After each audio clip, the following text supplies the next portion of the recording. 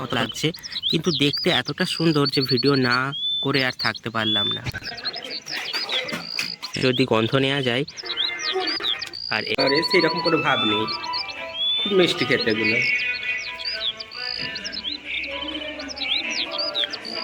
সত্যি মিষ্টি। আজ রবিবার 1 মার্চ 2026 সবজি বানাই এগুলো। Hello everyone, good morning. রবিবারের রোজ ঝলমলে আরও একটা নতুন সকাল। আমি Souvik and welcome back to my channel. Actually চুলটা খুব ছোটো ছোটোই কাটা হয়ে গেছে, তাই চুল দেখে কেউ জাজ করো না। আমি জানি প্রচুর বেকার দেখতে লাগছে, বাট এই রবিবারের রোজ ঝলমলে সকাল আর পেছনের ওই পাহাড়, সবুজ গমের ক্ষেত দেখলে এমনিতেই মুডটা ফ্রেশ হয়ে যায়। ঘুম থেকে ওঠার পর সবুজ এই গমের ক্ষেত দেখতে দেখতে আমরা অ্যাকচুয়ালি গিয়েছিলাম দূরের ওই আমলকি গাছটাতে আমলকি পাড়ার জন্য। আর এখানে এনারা সারা রাত্রি ধরে এখানেই ছিলেন, কারণ এখন ঠান্ডাটা অনেকটা কমে গেছে আগের থেকে। এই গমের ক্ষেতে গমগুলো অন্য ক্ষেতের তুলনায় একটু বেশি অ্যাডভান্স পেকে গেছে। আর এই সাইডে এগুলো আছে মূলোর বীজ, এখানে এগুলো দিয়ে সবজি বানাই। এগুলো খেতে অনেকটা লঙ্কার মতো লাগে, সাদা সাদা মূলোর ফুল। আর এইগুলো হলো মূলোর বীজ, যেগুলো এমনি কাঁচা খেতেও খানিকটা লঙ্কার মতো মূলো মূলো টেস্ট আসে। আর এইগুলো হচ্ছে রসুন গাছ, এর তলায় মাটির নিচে রসুন হয়েছে। এগুলো হলো রসুন পাতা। এই রসুন পাতাগুলোকে ভেঙে যদি গন্ধ নেওয়া যায়, অনেকটা কাঁচা রসুনের মতো গন্ধ আসে। আমি জানি না রসুন গাছের পাশেই নীল নীল ফুলগুলো কি গাছের, অনেকটা ঘাস ফুলের মতো লাগছে, কিন্তু দেখতে এতটা সুন্দর যে ভিডিও না করে আর থাকতে পারলাম না। চারিপাশে এগুলো রসুনের ক্ষেত, আর দূরে ওগুলো আছে লঙ্কা, আরও কিছু কিছু পেঁয়াজ গাছ, এই রকম চারপাশে সর্ষে গাছ, আর এই দিকটা পুরোটাই গম। রসুন গাছের রসুন পাতার গন্ধগুলো দারুণ লাগে আমার। আজ রবিবার 1 মার্চ 2026। আগের বছর হোলির সময় আমি এই হিমাচলে এসেছিলাম, দেখতে দেখতে প্রায় 1 বছর হতে চললো। ওয়েট, তোমরা গাছ থেকে বেড়ে কখনো অরেঞ্জ খেয়েছো? এই যে আমার হাতেতে আছে তিনটে বড় বড়।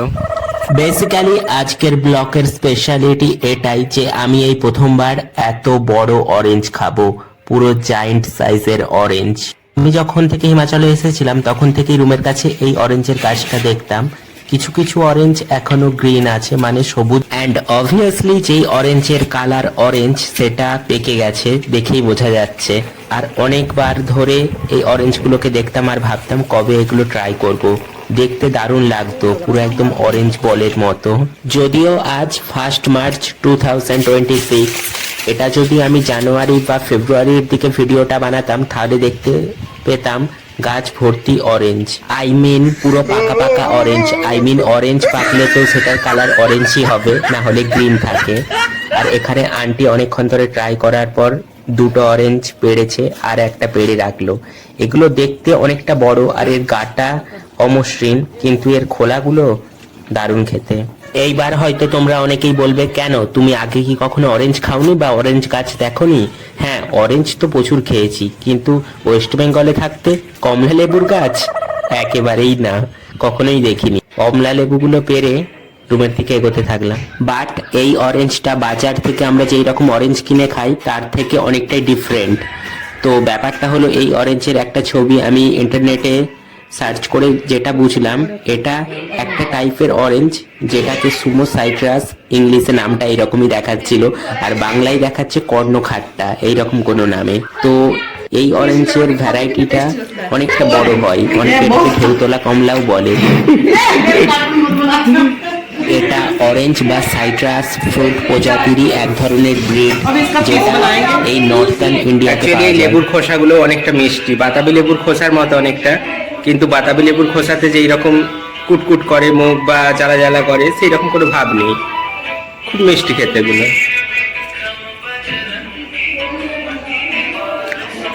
সত্যি মিষ্টি, অনেকটা বাতাবি লেবুর খোসার মতো, কিন্তু খুবই মিষ্টি। কোনো টক ভাবও নেই, কোনো তেতো ভাবও নেই, কোনো কিছু নেই।